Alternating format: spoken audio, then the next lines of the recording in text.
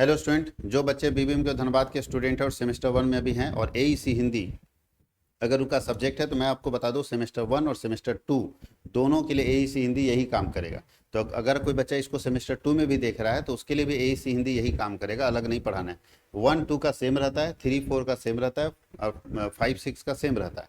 इसलिए आप सेमेस्टर 1 और 2 में सेम हिंदी पढ़ेंगे। तो कोई बच्चा सेमेस्टर 2 में हिंदी चुनता है और कोई बच्चा सेमेस्टर 1 में हिंदी चुनता है, यही पेपर पढ़ना, अलग से वीडियो बनाने का जरूरत नहीं रहेगा। आप आराम से इस वीडियो को देख सकते हैं। एसी हिंदी आपका सेमेस्टर 1 और सेमेस्टर 2 दोनों में काम करेगा। ठीक है, तो चलिए हम लोग स्टार्ट करते हैं सेकंड लेक्चर। इससे पहले एक लेक्चर और ले चुके हैं जो आप देख रहे होंगे, ये सेकंड लेक्चर है और सेकंड लेक्चर में हम लोग पढ़ने जा रहे हैं एसी हिंदी में और पैटर्न वगैरह सब बता चुके हैं। तो हम लोग सीधा अपने पॉइंट पर आते हैं। फर्स्ट क्वेश्चन जो सेकंड लेक्चर में फर्स्ट क्वेश्चन जो पूछेगा एग्जाम पैटर्न के अनुसार, वो इनमें से झारखंड की सबसे अधिक बोली जाने वाली भाषा कौन है। आप सब जानते हैं झारखंड में सबसे अधिक बोली जाने वाली भाषा कौन है, खोटा है। अपनी इच्छा से सेवा करने वाला व्यक्ति, अब बताइए इतना लंबा लिखा है, अपनी इच्छा से सेवा करने वाला, इसके लिए एक शब्द लिखना है। तो अपनी इच्छा से जो सेवा करने वाला उसको स्वयं सेवक बोलते हैं। जो अपनी इच्छा से सेवा कर रहा है उसको स्वयं सेवक बोलते हैं एक शब्द में। इनमें से कौन सी भाषा 8वीं अनुसूची में नहीं है।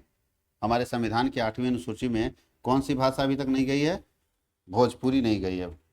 इनमें बंदर का पर्यायवाची शब्द कौन है। बंदर को आप क्या बोल सकते हैं, तो बंदर को शाखा मिर्ग बोल सकते हैं। शाखा पर डाली पर भागने वाला हिरन है, बहुत तेजी से भागता है। हिंदी भाषा की लिपि क्या है, तो आप जानते हैं हिंदी भाषा की लिपि देवनागरी है। हिंदी भाषा की लिपि क्या है, देवनागरी है। अब हम लोग चलते हैं ग्रुप बी में। ग्रुप बी में बोलता है भाषा को परिभाषित करते हुए हिंदी भाषा के महत्व की विवेचना कीजिए। भाषा क्या है, भाषा एक माध्यम है जिसके जरिए आप अपने विचार अपनी भावनाओं को दूसरों तक पहुंचाते हैं। देखिए क्या लिखा है, भाषा वह सशक्त माध्यम है जिसके द्वारा मनुष्य अपने विचार अपने भावनाएं अनुभव ज्ञान और इच्छाओं को स्पष्ट रूप में व्यक्त करते हैं। यह ध्वनियों शब्दों और वाक्यों का एक व्यवस्थित रूप है जिसके माध्यम से संचार संभव होता है। भाषा के बिना न तो समाज का निर्माण संभव है और न ही संस्कृति का विकास। भाषा मानव जीवन का अभिन्न अंग है जो उसे अन्य जीवों से अलग बनाती है।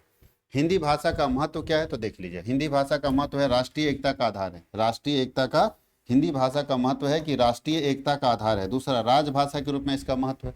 ये देश की भाषा है, राजभाषा का मतलब हमारे देश की भाषा के रूप में इसका महत्व है हिंदी का।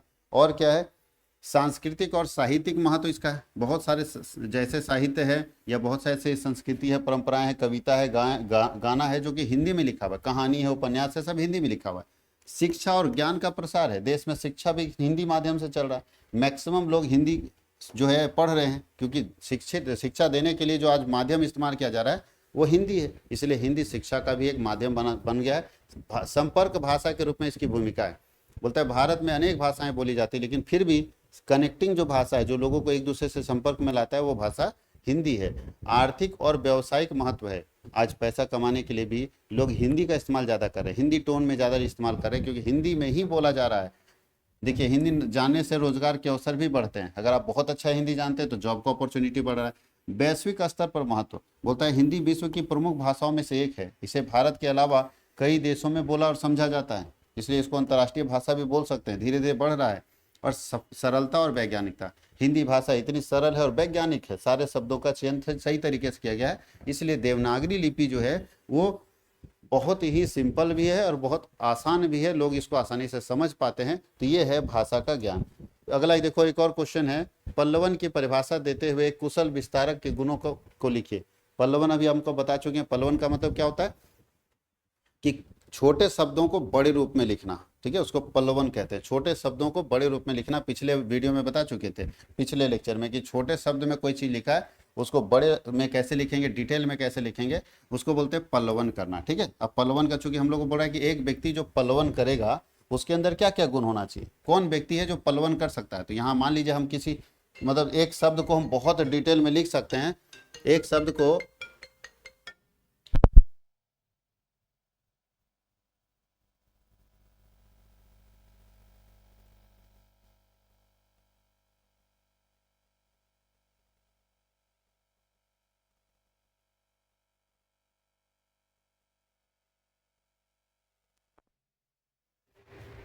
एक कुशल विस्तारक के गुण, जो व्यक्ति बहुत डिटेल में किसी बात को लिखता है उसका गुण क्या होना चाहिए, उसके अंदर क्या क्वालिटी होना चाहिए। सबसे फर्स्ट लिखा है मूल भाव की समझ होनी चाहिए, जो भाव रखा जा रहा है, जो विचार रखा जा रहा है उसकी समझ होनी चाहिए। दूसरा क्या है, स्पष्टता, जो भी बात आप बोलेंगे एकदम स्पष्ट होना चाहिए।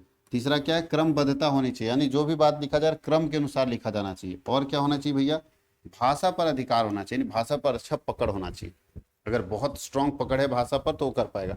उदाहरण देने की क्षमता भी उसके अंदर जबरदस्त होनी चाहिए, उदाहरण देने की क्षमता भी उसके अंदर जबरदस्त होनी चाहिए। संक्षिप्तता और संतुलन होना चाहिए, कोई भी बात को आप संक्षिप्त में बताइए, संतुलित बताइए। सृजनात्मकता होनी चाहिए, रचनात्मकता होनी चाहिए, सृजन करने की क्षमता होनी चाहिए। ये सारे चीज उसके अंदर होना चाहिए एक व्यक्ति के अंदर। अगला लिखा है संप्रेषण की परिभाषा करते हुए इसकी विविधियों का पर प्रकाश डालिए। पिछले वाले जो है लेक्चर में था, लेक्चर 1 में ये डाला हुआ है। संप्रेषण का मतलब होता है आप अपनी विचारों को, भावनाओं को, फीलिंग्स को, फैक्ट को, इन्फॉर्मेशन को एक व्यक्ति से दूसरे व्यक्ति तक पहुंचा रहे हैं, इसको संप्रेषण बोलते हैं। हम भी तो संप्रेषण ही ना कर रहे हैं।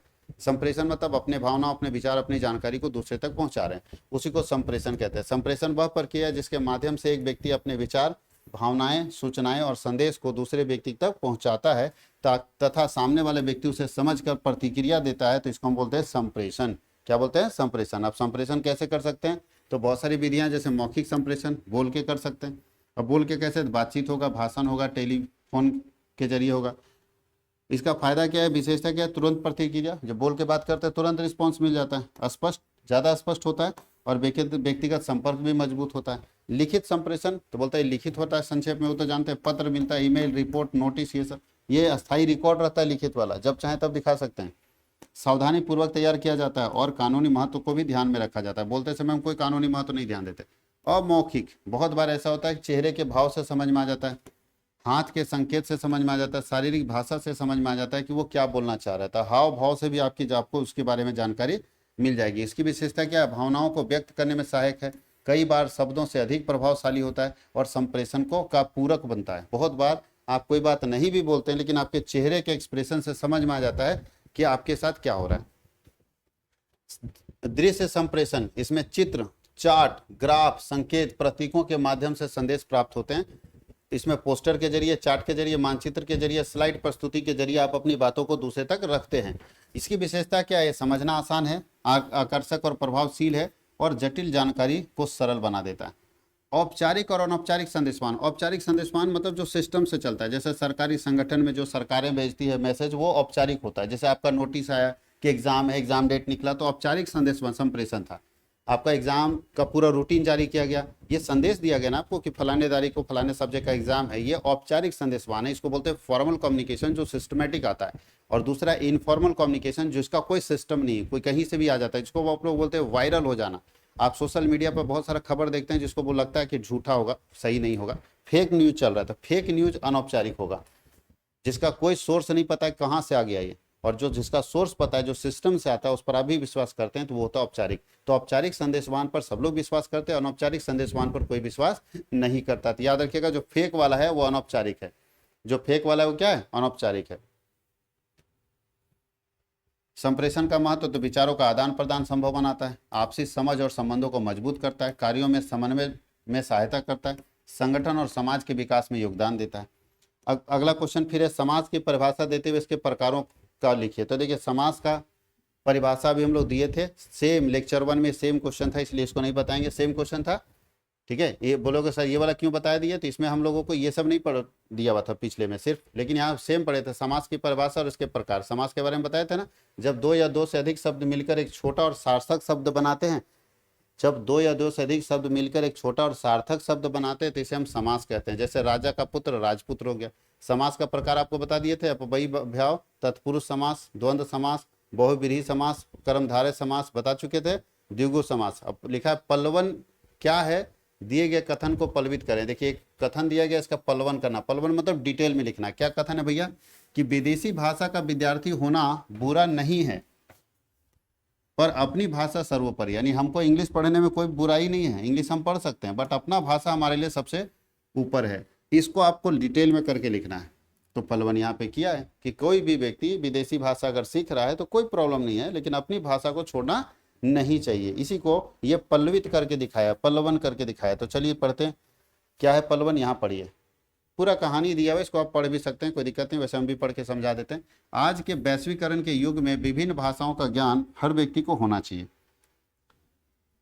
अत्यंत आवश्यक हो गया है। विदेशी भाषाएं जैसे अंग्रेजी, फ्रेंच, अन्य भाषाएं हमें अंतर्राष्ट्रीय स्तर पर संवाद करने में, संवाद स्थापित करने में, उच्च शिक्षा प्राप्त करने में, रोजगार के बेहतर अवसर प्राप्त करने में सहायक होती है। इसलिए विदेशी भाषा का ज्ञान होना या उसका विद्यार्थी होना बिल्कुल भी गलत नहीं है, बल्कि यह व्यक्ति के विकास में सहायक है। इससे आपका डेवलपमेंट होता है। आप इंग्लिश जान रहे, फ्रेंच जान रहे, जर्मन लैंग्वेज जान रहे, तो आपका डेवलपमेंट होगा, आप हर चीज़ को समझ पा रहे हैं। किंतु इसके साथ ही यह बात भी उतनी ही महत्वपूर्ण है कि हमें अपनी मातृभाषा को सबसे ऊंचा स्थान देना चाहिए।